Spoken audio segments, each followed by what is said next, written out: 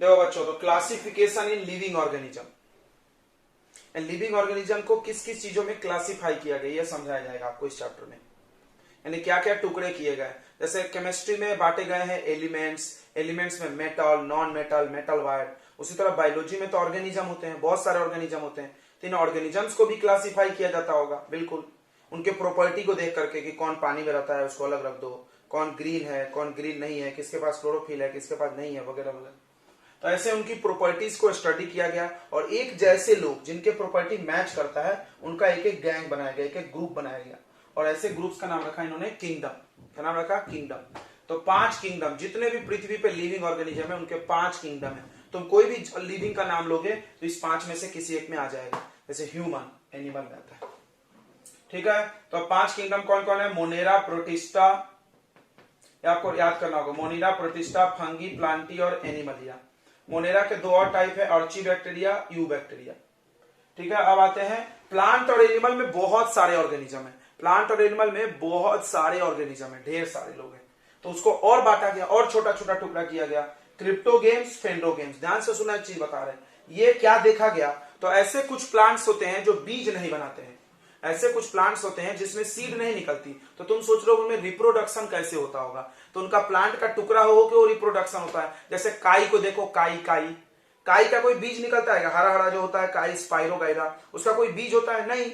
फिर वो एक प्लांट से दूसरा प्लांट कैसे बनता है? टूटते जाता है, फैलते जाता है, टूटते जाता है, फैलते जाता है। तो वो इसी तरह क्रिप्टोगेम्स जो बीज नहीं बनाते, फेंड्रोगेम्स जो बीज बनाते हैं। क्रिप्टोगेम्स में बच्चों 3 नाम है, थैलोफाइटा, ब्रायोफाइटा, टेरिडोफाइटा। थैलोफाइटा में काई आता है जिसमें कोई रूट्स नहीं है, कोई लीव्स नहीं है। ब्रायोफाइटा में रूट लीव्स होते हैं, टेरिडोफाइटा में सब होते हैं। ठीक है, जिम्नोस्पर्म और एंजियोस्पर्म क्या हो गया, ये दोनों बीज बनाते हैं, लेकिन इसका बीज फल के बाहर रहता है, इसका बीज, और इसका बीज फल के अंदर रहता है। अब बीज में कोई कोई बीज ऐसे होते हैं, जैसे चना देखो, चना को तुम खोलो 2 टुकड़े निकलेंगे, फल्ली को खोलो 2 टुकड़े निकलेंगे, ठीक है, और आम की गुठली खोलो 2 टुकड़े निकलेंगे।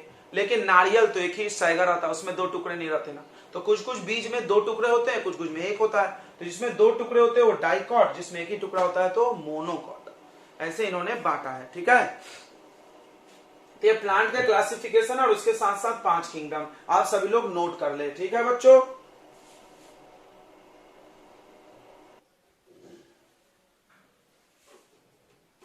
तो अभी तुमने देखा था प्लांट का, बच्चों अब आता है एनिमल के क्लासिफिकेशन। एनिमल में थोड़े ज्यादा हैं बट ज्यादा मुश्किल नहीं है, सब पर को याद होगा। तो थोड़ा सा हम लोग याद करेंगे, थोड़ा थोड़ा, बस एक बार नाम पढ़ो और चीजें सुनो। पोरीफेरा, देखो याद कैसे रखने का ट्रिक है मदद से। तो पोरीफेरा में एक नाम है पोड़। पोड़ मतलब सब लोग जानता होगा, PORE, पोड़ मतलब छेद, बराबर। जिनके बॉडी में छेद होता है, ये लोग स्पंज जैसे दिखते हैं, स्पंज देखे ना, पानी सोखने वाला, छेद छेद वाला, वैसा दिखते हैं लोग। और इसके बारे में एक बहुत इंपॉर्टेंट बात है कि एक जनरल नॉलेज है। क्या जनरल नॉलेज है? एक ऐसा एनिमल का नाम बताओ जो चलता नहीं है, पोरीफेरा। स्पंज भी बोलते हैं इनको, स्पंज। अगर तुम जनरल नॉलेज के शौकीन हो तो शायद सुनोगे, ऐसा एनिमल जो चलता नहीं है, स्पंज। अगर कोलेंट्रेटा, कोलेंट्रेटा कैसे याद रहेगा? कोलेंट्रेटा कैसे याद रहेगा कि इसका सिलिंड्रिकल बॉडी डिजाइन है, सिलिंड्रिकल, सिलिंडर सिलिंडर सिलिंडर, गोल सा। प्लेटीहेलमिन्थिस, प्लेटीहेलमिन्थिस जो होते हैं वो कीड़े होते हैं, छोटे छोटे कीड़े, पेट वेट में पाया जाता है ना वो कीड़े, चिकना चिकना। नेमाटोडा, नेमाटोडा भी ये होते हैं, मतलब दूसरे एनिमल के बॉडी में रहते हैं, ये भी कीड़े होते हैं। एनिलीडा, एनिलीडा में आता है केंचुआ, केंचुआ, एनिलीडा, केंचुआ आता है। ऑर्थोपोडा में घर में जो छोटे छोटे कीड़े मकोड़े होते हैं ना, जैसे स्कॉर्पियन, बिच्छू और स्पाइडर, समझ में आया? छोटे छोटे कीड़े समझ में आ रहा है ना तुमको, वो सब इसमें आते हैं। House fly. तो ऑर्थोपोडा के बारे में एक खास बात बताते हैं कि ये सबसे लार्जेस्ट ग्रुप ऑफ एनिमल है, मतलब जितने एनिमल इसमें होते हैं उतने किसी में नहीं है। तो ऑर्थोपोडा में सबसे ज्यादा ऑर्गेनिज्म पाया जाता है। ऑर्थोपोडा, ऑर्थोपोडा, ऑर्थोपोडा, अर्थ, पृथ्वी, राइट। तो ऑर्थोपोडा में सबसे ज्यादा लार्जेस्ट। एनिलीडा का क्या होता है? केंचुआ, केंचुआ। मोलास्का, मोलास्का में इनके बॉडी के ऊपर कवर रहता है, इसमें स्नेल आता है, स्नेल स्नेल स्नेल, ठीक है, कछुआ, स्नेल। ऑक्टोपस इसमें आता है। इचिनोडर्म आता है, स्टार फिश आता है इसमें, उसका स्किन जो होता है ऐसा लचीला होता है। प्रोटोकॉर्डाटा, इनमें एक बैकबोन जैसी हड्डी होती है, बट ये लोग पानी में रहते हैं। उसको आता है वर्टिब्रेटा, वर्टिब्रेटा उसको बोलते हैं जिनमें वर्टिब्रल कॉलम हो, बैकबोन को बोलते हैं वर्टिब्रल कॉलम, शायद सुने हो तुम, बैकबोन को, रीढ़ की हड्डी को बोलते हैं वर्टिब्रल कॉलम। तो जिसमें भी वर्टिब्रल कॉलम्स होते हैं वो वर्टिब्रेटा है। वर्टिब्रेटा के 5 टाइप जरूर पढ़ना, इससे ज्यादा क्वेश्चन आता है। तो वर्टिब्रेटा के 5 टाइप है। पाइसेस, पाइसेस में पी को हटा के एफ कर लो, याद हो जाएगा। फीसेस, मछली, मछली आती है इसमें बराबर, मछली में भी एक हड्डी होती है ना बीच में, राइट। एम्फीबिया, एम्फीबिया मतलब पानी में भी रहने वाले, जमीन पे भी रहने वाले, समझ में आया, जैसे मेढक इसमें आएगा। रेप्टाइल, रेप्टाइल, रेप्टाइल रेंग के चलने वाले, रेंग के चलने वाले, सांप, सांप, तो ऐसे हम याद किए। पाइसेस फिश, एम्फीबिया जमीन पानी दोनों में रहने वाले, रेप्टाइल रेंग के चलने वाले, एव्स, एव्स यानी बर्ड्स, बर्ड्स, बर्ड्स। मैमेलिया ये तो अपन है, ह्यूमन, ह्यूमन, मैमेलिया, मामालिया। तो मामालिया में कौन आता है भाई, ह्यूमन आता है। जो भी बच्चे पैदा करते हो वो मैमेलिया है, जो भी लोग बच्चा पैदा करता है वो मैमेलिया। ये सब लोग अंडे देते हैं, ये बच्चा, ये सब अंडा, ये बच्चा, ये अंडा बच्चा, अंडा बच्चा होगा बराबर। तो मैमेलिया समझ में आ गया। तो इनके बारे में हम लोग इस चैप्टर में पढ़ना है, बस इतना ही पढ़ना है। इन सबको डिटेल में। अब सवाल है सर याद कैसे रहेगा, बहुत आसानी से याद रहेगा, हम तुमको गारंटी देते हैं। बस तुम एक बार नाम तो पढ़ लो। होता क्या है कि नई चीजें सुन करके थोड़ा प्रॉब्लम होता है, बट अगर आप 4-5 बार इसको रिकॉल करके पढ़ के आओगे पढ़ने तो जल्दी याद होगा। फिर से हम लोग इसके नाम को प्रोनाउंस करते 2-4 बार। एनिमल के type Porifera, Coelenterata, Platyhelminthes, Nematoda, Annelida, Arthropoda, Mollusca, Echinodermata, Protochordata, Vertebrata. अगर तुम न्यू बुक पढ़ रहे हो तो इसमें एक और टाइप होगा, कॉर्डेट्स, कॉर्डेट्स होगा, ठीक है, कॉर्डेट्स याद रखना। मिला क्या कॉर्डेट्स, देख लो किसी के बुक में है क्या। तो वर्टिब्रेटा, वर्टिब्रेटा के 5 टाइप है, पाइसेस, एम्फीबिया, रेप्टाइल्स, एप्स और Mammalia. Amphibia, Pisces, reptile, sorry Pisces, amphibia, reptile, apps और मैमेलिया। तो फिर से इसको नाम पढ़ लेते एक बार। पोरीफेरा, क्लोलेंट्रेटा, प्लेटिहेलमिन्थेसिस, नेमाटोडा, याद हो रहा है क्या, एनिलिडा, ऑर्थोपोडा, मोलास्का, इचिनोडर्माटा, प्रोटोकॉर्डाटा, ठीक है। वर्टिब्रेटा इसको याद करने का ट्रिक भी है, ऐसे लाइन से, पहला लेटर से, लेकिन क्या जरूरत है, ऐसे भी पढ़ो तो याद रहता है, क्योंकि तुमको लाइन से और नाम नहीं पूछेगा कोई। तो ऐसा नहीं कि तुमसे कोई नाम पूछ देगा, तुमसे पेपर में कैसा आता है, नेमाटोडा के बारे में बताओ, या कोई ऑर्गेनिज्म लिख देगा, बोलेगा वो किस ग्रुप में आता है, या इसकी प्रॉपर्टीज बताओ। तो वो ऐसा तुमको आना चाहिए। जैसे टिश्यू चैप्टर पढ़े ना, टिश्यू चैप्टर सिंपल पैरेन्काइमा में क्या होता है, कॉम्प्लेक्स में क्या होता है, राइट, ये सब पढ़े हम लोग। जाइलम में क्या होता है, फ्लोएम में क्या होता है, बहुत सारा टिश्यू पढ़े थे हम लोग, कनेक्टिव में, एपिथेलियल, स्क्वाइमस वगैरह वगैरह। तो एक बार टिश्यू भी रिवाइज करते जाना, क्योंकि अभी एक चैप्टर पढ़ेंगे तो बायोलॉजी का टेस्ट होगा, तो तीनों चैप्टर का होगा। देखो सेल, टिश्यू और ये डाइवर्सिटी, तुमको पता है टेस्ट साथ में हो गया। तो आप इसके नाम को प्रोनाउंस कर ले और इसको नोट कर ले, नोट कर ले, हैव ए नोट। तो इस चैप्टर की शुरुआत होती है बच्चों क्लासिफिकेशन से। तो बहुत सिंपल सा एक कॉन्सेप्ट है।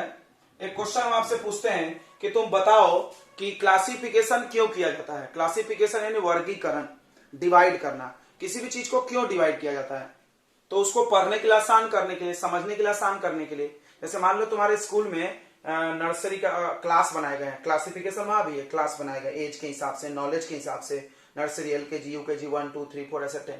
अगर मान लो कि मास्टर को बोले कि सब बच्चों को एक साथ पढ़ा दो, नर्सरी से लेकर 10 तक, तो क्या प्रॉब्लम आएगा बताओ। बहुत प्रॉब्लम आएगा। मास्टर को समझेगा नहीं कि एबीसीडी पढ़ा दें कि डाइवर्सिटी पढ़ा दें। डाइवर्सिटी पढ़ाएंगे तो उसको एक को नहीं समझेगा, एबीसीडी पढ़ाएंगे दूसरे को बोर करेगा। तो बहुत जरूरी है क्लासिफिकेशन। अपने काम को आसान बनाने के लिए, रिलायबल बनाने के लिए, मेहनत कम बनाने के लिए, इजी करने के लिए क्लासिफिकेशन जरूरी है। तो क्लासिफिकेशन वही होता है ग्रुपिंग ऑफ, अभी हम लोग यहाँ ऑर्गेनिज्म की बात कर रहे हैं, किसी भी चीज का क्लासिफिकेशन कर सकते हैं, बच्चों का कर सकते हैं, ऑर्गेनिज्म का कर सकते हैं, एलिमेंट का कर सकते हैं। तो यहां पर क्लासिफिकेशन ऑर्गेनिज्म का किया गया है। तो क्लासिफिकेशन का डेफिनेशन होगा the grouping of organisms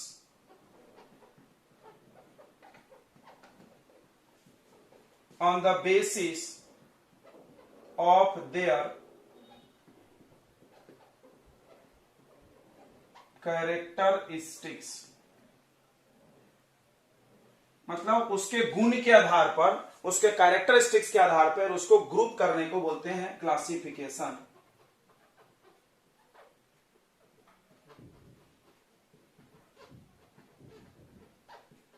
is called classification. Okay ठीक है। अब सवाल आया पहली बार कि क्लासिफिकेशन जब होने की बात हुई तो अब सोचने लगा क्या देख करके बांटे, भाई स्कूल में तो हमने बांट दिया एज के हिसाब से, नॉलेज के हिसाब से, बट हमारे पास बहुत सारे जानवर हैं। क्या देखा जाए, क्या देखा जाए, किस चीज को देख करके बांटा जाए, कोई भेदभाव नहीं होना चाहिए, अच्छे से क्लासिफिकेशन होना चाहिए। तो इस चीज के लिए सबसे पहला एक साइंटिस्ट था, उसका नाम था एरिस्टोटल। क्या नाम था? एरिस्टोटल। उसने क्या सोचा, उसकी गलत कोशिश थी, उसने क्या बोला कि प्लेस ऑफ लिविंग के आधार पर रखते हैं, मतलब the place where they live के आधार पे उन्होंने बांट दिया। मतलब कोई भी चीज कितनी जगह पे रहता है? 3 जगह पे, या तो पानी में, या तो जमीन पे, या तो हवा में। या तो आर्मी वाला हो गया ना, डिफेंस, एयरफोर्स और इंडियन नेवी, और कौन सा, इंडियन आर्मी, राइट, जल सेना, थल सेना, और कौन सा बचा रहे, हवाई सेना, वायु सेना। उसी तरह इन्होंने जीवों को भी बांट दिया। सबसे पहला कोशिश, द फर्स्ट अटेम्प्ट, जो पहला कोशिश था वो एरिस्टोटल ने किया था, और उन्होंने बोला कि ऑर्गेनिज्म को हम लोग जहां वो लोग रहते हैं उस प्लेस को देख करके बांटते हैं। बट ये कोशिश फेल हो गया।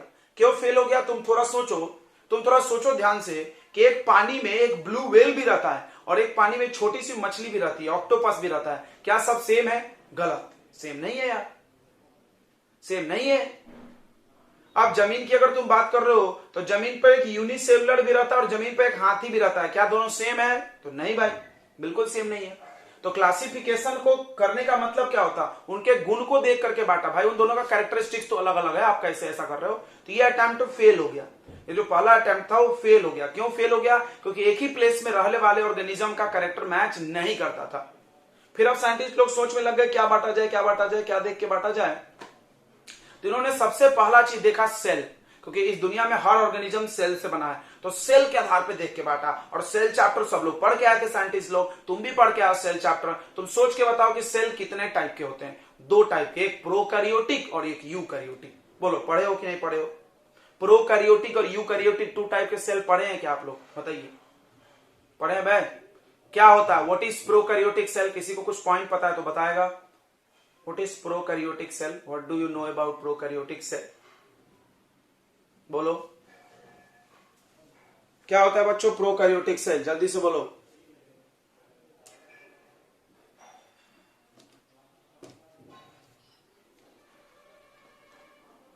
हाँ, गुड गुड गुड, वैसा सेल जिसमें न्यूक्लियस नहीं होता है। Very good, very good. और कुछ, और कुछ, और कुछ, anything else?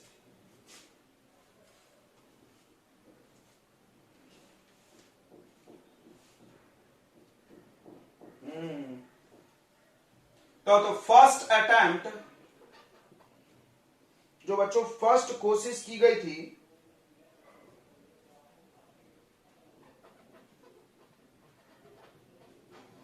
Of classification, classification करने का, क्लासिफाई मतलब समझ गया ना, बांटना, बांटना, वर्गीकरण। फर्स्ट अटेम्प्ट ऑफ क्लासिफिकेशन किस बेसिस पे किया गया? तो यह एरिस्टोटल ने किया था। किसने किया था? Aristotle.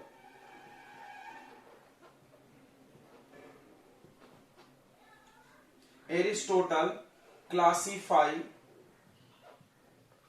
Organisms on the basis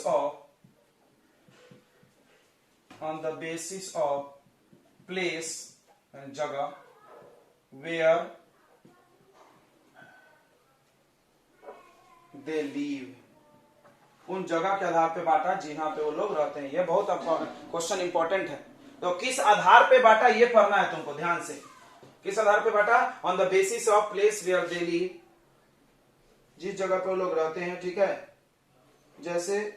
जैसे ऑन लैंड, जमीन पर रहने वाले, इन वाटर, पानी में रहने वाले, और इन एयर, हवा में रहने वाले।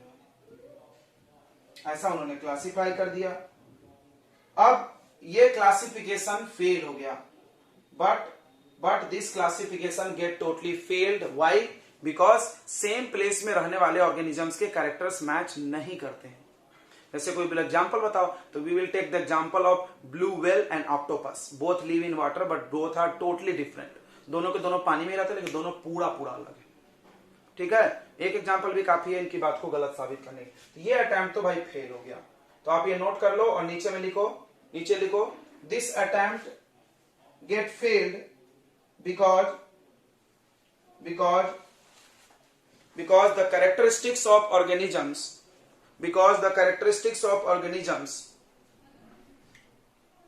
live in the same place, do not match with each other, या do not same. देखो like whale, shark and starfish, या whale, octopus, starfish, all live in water but they are totally different.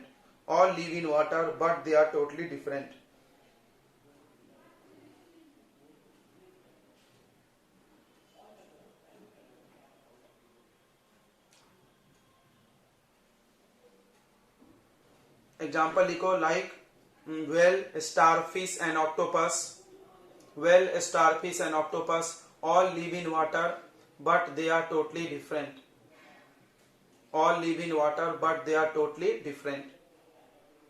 ये लोग सबके सब पानी में रहते हैं लेकिन पूरा अलग है एक दूसरे से. ओके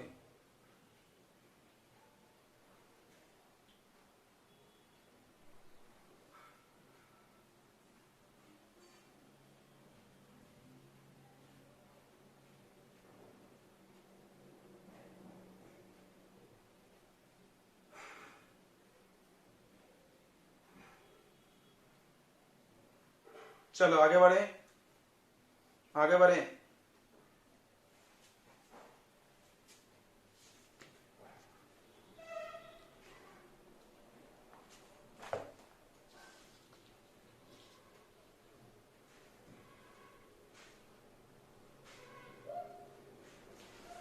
उसके बाद बच्चों एक क्लासिफिकेशन किया गया था on the basis of evolution. ध्यान सुन ले, classification on the basis of evolution. ये मिटा दे.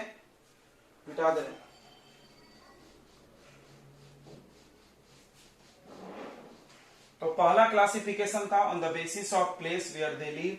नेक्स्ट क्लासिफिकेशन था on the basis of evolution.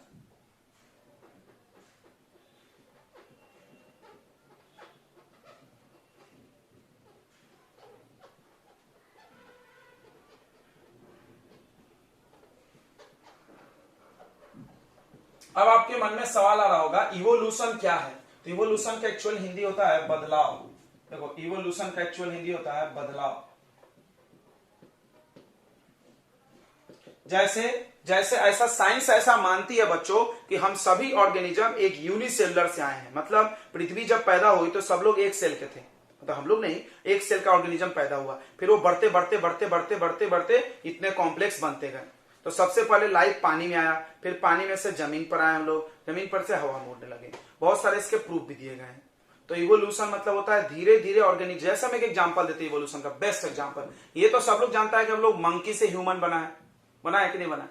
तो हम बोल सकते हैं साइंस के लैंग्वेज में कि मंकी से ह्यूमन का इवोल्यूशन हुआ है, बदलाव. यानी ह्यूमन इवोल्यूशन से बना है. किससे इवॉल्व हुआ है? मंकी से. समझ में आ गया सबको? मंकी से इवॉल्व हुआ है. ह्यूमन का ऐसे इवॉल्व हुआ है, मंकी से इवॉल्व हुआ है. क्लियर हो गया सबको? तो इवोल्यूशन आई थिंक आपको समझ में आ गया होगा एक एग्जांपल से. तो इवोल्यूशन का डेफिनेशन क्या है? तो बोलते हैं the slow and gradual change in a organism which leads to formation of new species. फिर से सुन ले, the slow and gradual change in organism which leads to formation of new species. मतलब धीरे धीरे किसी ऑर्गेनिज्म में आए हुए परिवर्तन से एक नया स्पीसीज बन जाए, एक नया प्रजाति बन जाए. इस प्रोसेस का नाम होता है इवोल्यूशन. इस प्रोसेस का क्या नाम होता है? इवोल्यूशन. इवोल्यूशन का खोज किसने किया था? चार्ल्स डार्विन ने. किसने खोज किया था? चार्ल्स डार्विन ने. और डार्विन ने इवोल्यूशन के लिए एक बुक भी लिखा था जिस बुक का नाम था ओरिजिन ऑफ लाइफ. क्या नाम था उस बुक का? Origin of life. पृथ्वी पर लाइफ कैसे ओरिजिन हुआ, उत्पत्ति हुआ. ठीक है, तो इवोल्यूशन आई थिंक आपको समझ में आ गया होगा. आ गया कि नहीं आ गया बताओ? आ गया ना? एग्जाम्पल लिख लो, ह्यूमन इवॉल्व फ्रॉम मंकी. ये इवोल्यूशन का एग्जाम्पल हो गया. तो व्हाट इज इवोल्यूशन? आप नोट करें इवोल्यूशन का डेफिनेशन. नोट करें, लिखो जल्दी से. बोले the slow and gradual change in organism.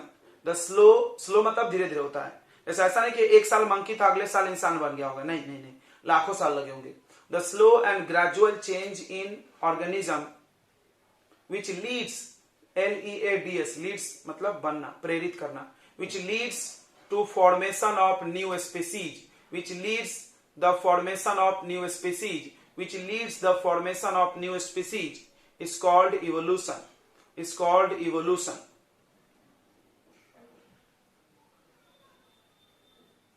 Okay बच्चों, which leads the formation of new species. New species भाई, नया प्रजाति, is called evolution. Is called evolution. अगला पॉइंट भी लिखो. The theory of evolution is given by Charles Darwin. The theory of evolution is given by Charles Darwin.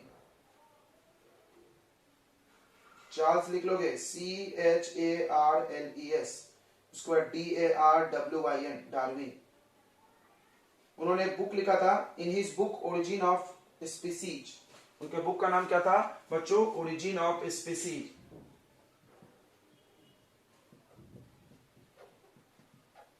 ये book का नाम है. कब बनाया था उन्होंने? 1859 में. तो इवोल्यूशन के बेसिस पे दो टाइप के ऑर्गेनिज्म बांटे गए. देखो, classification on the basis of evolution, परिवर्तन के आधार पे. पहला बनाया गया प्रीमिटिव. Primitive organism. प्रीमिटिव मतलब पुराने, जिनमें इवोल्यूशन हुआ ही नहीं, जिनमें इवोल्यूशन हुआ नहीं. और दूसरा बनाया गया एडवांस्ड. दूसरा क्या बनाया गया? एडवांस्ड, मतलब जिसमें परिवर्तन हो गया. Primitive, advanced.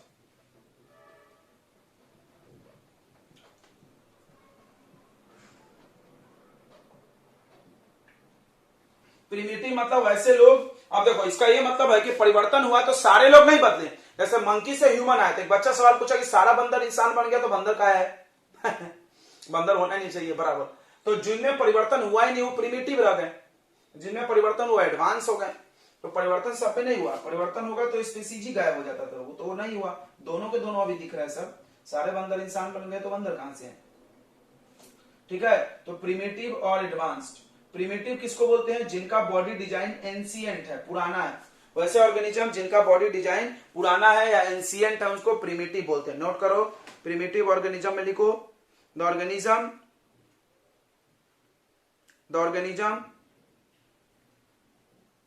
whose body design are ancient, whose body design are ancient, their body design do not change very much. Their body design does not change very much.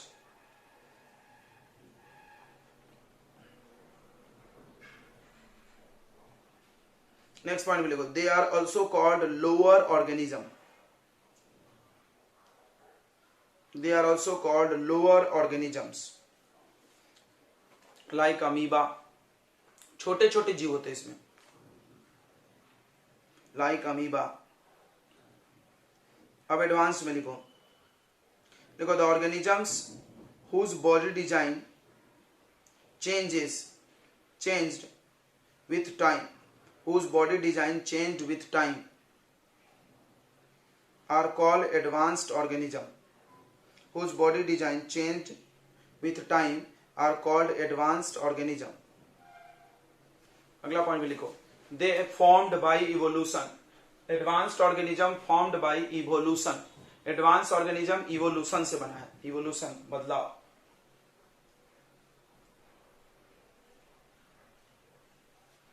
अगला इसमें लिखना, प्रीमिटिव में लिखना एक point, they have simple body design. They have simple body design, मतलब एक cell के होंगे एक जैसे बॉडी डिजाइन. अच्छा, बहुत सिंपल होगा. हम लोग का देखो कितना कॉम्प्लिकेटेड है. इसमें लिखना they have complex body design. Difference type का लिखना था. They have complex body design.